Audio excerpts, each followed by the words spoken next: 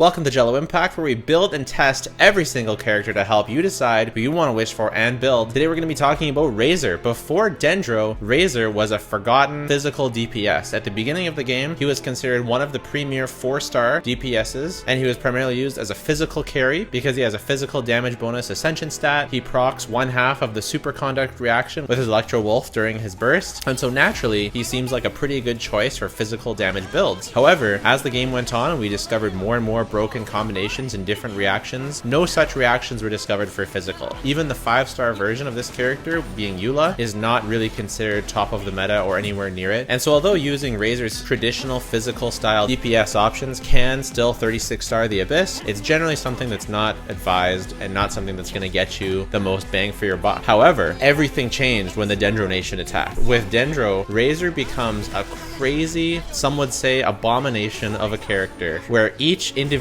part of his kit somehow comes together extremely cohesively with Dendro in a way that no one could have anticipated or predicted, but somehow is one of the greatest, really weird things to ever happen. And kudos to Zjef, who I believe discovered what he then named was Thundering Furry Razor, also known as Overburgeon Razor. I want to talk about what is exactly going on here and what makes this work so well, and what makes Razor different from any other character in the game, and why he can do this in a way that nobody else really can. So Razor, although he doesn't use his physical damage bonus at all, he doesn't really use his talents at all. I've left them all at 1/1/1. He doesn't use his constellations barely at all, and yet his kit is so perfectly suited to be an overload burgeon trigger for a Dendro Bloom team. It's actually crazy. So what you do here is you build him on full elemental mastery with Gilded Dreams. Gilded Dreams, I think, is pretty much just as good, if not better, than Paradise Lost because it also boosts overload, whereas Paradise Lost only boosts burgeon. Paradise Lost is strictly better on Kuki or Raiden, EM Raiden, but Gilded Dreams is a little bit better for Razor. Energy Recharge Sword, mine isn't fully leveled, but that's okay because he doesn't really use base attack. So you use him with Xingqiu and Nahida,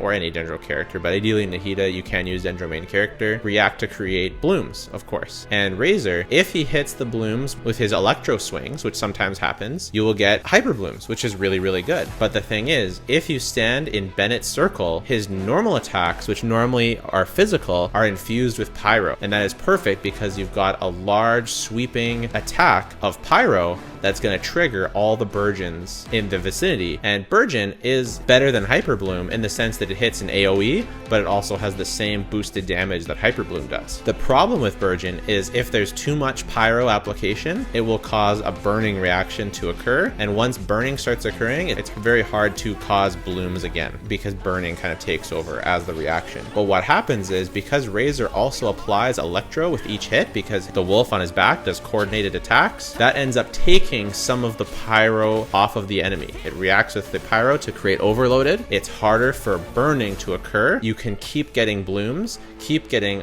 overloaded, keep getting burgeons, and you don't end up overpowering the Dendro with a pure burning aura. So that's why Razor is perfect, because no other character can attack with Pyro while also applying Electro. And in addition, because he's on field, he can benefit from Nahida's EM buff from her burst, whereas a lot of characters don't actually stay on field while they're, hyper, like Kuki doesn't stay on field, Raida doesn't stay on field, so they don't benefit from Nahida's EM sharing, whereas Razor does. So that somewhat makes up for the fact that you usually have to run an energy recharge sword on Razor because he is very, very burst hungry, and you do need that burst. And other Electro characters, they're not going to be able to do Burgeon because they're not attacking with normal attacks, so their attacks aren't infused with Pyro. So it's really, really cool, and it's really, really unique. You can kind of do it with Beidou, but not really. I would say the only downside of the team is he doesn't really make use of Bennett. He doesn't make use of the attack buffing at all. It's purely for the Pyro infusion. So if we ever got a Pyro infusion character that also does something else, but we'll talk about that more later. To talk about his value and efficiency, so if you're a new player and you're starting Genshin Impact, if you like Razor, I would say go ahead and build him. Because in the beginning, he's going to be a really solid physical DPS, and you can use him as just a plain old physical DPS. You can use a cryo support,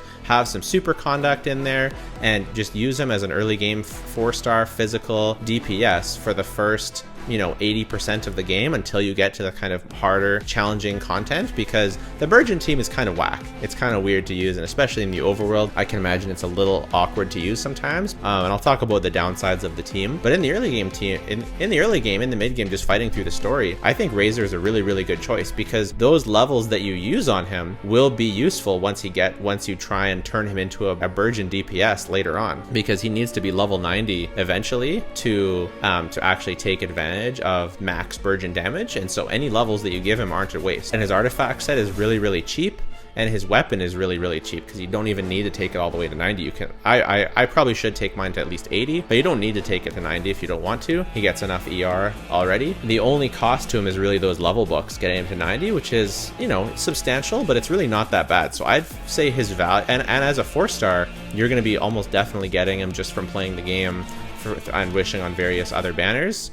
You'll have no trouble, and you only need one copy. You don't need multiple copies of Razor to have him function. You can build him this way, and it's really, really, really efficient and very, very free to play friendly. Except for Nahida, his 4-star support, Xingqiu and Bennett, are very accessible. And so overall, he's got reasonably good value. I would say the only downside is that Kuki is just generally gonna be better. He's basically in the spot where if you really like him and you want to use him, it's worth it to level him up. And if you don't really care for him, you're really not missing out, because there's other characters like Kuki or EM Raiden that you can level up instead. For his pros and cons, especially for his Burgeon team, I'll most notably talk about, because I think it's really the only team worth running in the end game. The pros are that it does a lot of damage. It's very efficient to build him. He uses characters that you're already going to be building anyways. So you're going to be using Xingqiu, Bennett, Nahida. You're going to be building these characters anyways. He's pretty easy to build, and he does an absolute truckload of damage in AoE, especially when enemies can't be knocked back, which is his main con. I would say his single target damage is really not that bad. It's not amazing, but it's really not that bad. It's very doable, especially since you have Xingqiu on the team. And his AoE is very, very good with enemies that don't need to be grouped and with enemies that can't be knocked back, because his main cons are that, number one, he is a little bit restricted in terms of the abysses that you can use him in comfortably. Like, I used him on both sides of the abyss and he 36-starred just fine, but it is annoying to have overloaded knock the smaller enemies away. And when you knock them away, it's awkward, because he can only do Burgeons from the Bennett circle, and so you're almost always gonna be knocking them out of the Bennett circle. It's really awkward. And so, but a lot of the heavy enemies are single target bosses and not AoE bosses. And so because of that situation, like for example, Raiden National is also an overloaded team, but because that's really a boss killing team for the most part, it doesn't really struggle as much, because but this is best in a boss killing scenario, because if you're not fighting AoE, you might as well be using Hyper Bloom,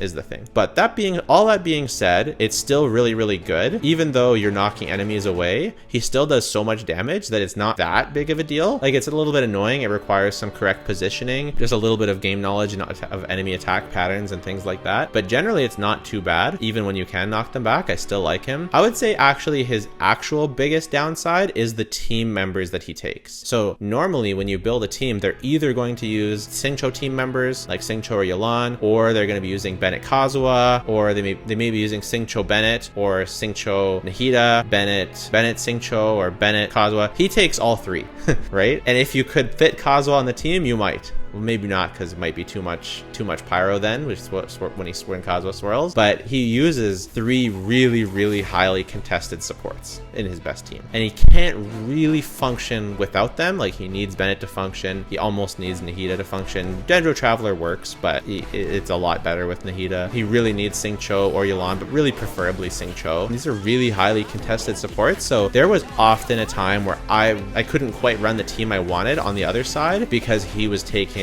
too many of the good supports. Because generally, if one team takes Xingqiu and Nahida, then I'm going to run Bennett Kazuha core on the other side. But if he's taking Bennett, then I can't, do the Bennett Kazuha core. It's not like Kazuha can't use other teams and stuff, but I often found myself wishing I could be using at least one of the characters that he was taking up. And I would say that really might be his biggest downside, and the thing you should consider if you're going to build him. And I haven't heard many people talk about that. In terms of how he feels to play, how strong he feels, his place in the meta, I would say that he is a solid high tier character in terms of his strength. He feels pretty strong. It's just he feels very situational. and he's even more situational than Nilou. I know that people like to say that he works in all the scenarios that Nilou works, and I would disagree, because when Nilou attacks, and she's, you know, an incredible AoE unit, just like Razor is, but because Nilou's blooms don't have a knockback effect, they don't knock enemies away, they don't get staggered away, and Nilou isn't restricted to the Bennett circle, even though she is somewhat restricted in her AoE, and she doesn't have a grouper,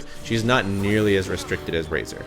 Nilou feels like she can attack in a much larger range, especially since she's not knocking enemies away with overloaded and not restricted to a Bennett circle. So I would say that that's his biggest downside, but generally he still is a pretty strong high tier character. I would put him somewhere in A tier. At this point in the video, I'd like to say, if you enjoy video, like video, helps spread video, helps more people. For future prospects, is there anything that could come out in the future that would make Razor better? I think if we could get a Pyro Infusion character that did something else, he would have potential to maybe not be better, but to be maybe more efficient with his team building, because then you could use Bennett Coswell on the other side, and maybe that Pyro Infusion character would do something else interesting, and maybe they wouldn't be tied to a circle. So you could run around more and always be infused. That would be really good. So I think there is some potential that Hoyoverse does that eventually. I know that we obviously already have a Pyro Infusion character in Bennett, but it is only with his C6, so I think it is possible that we get a character in the future that will infuse your active character with Pyro.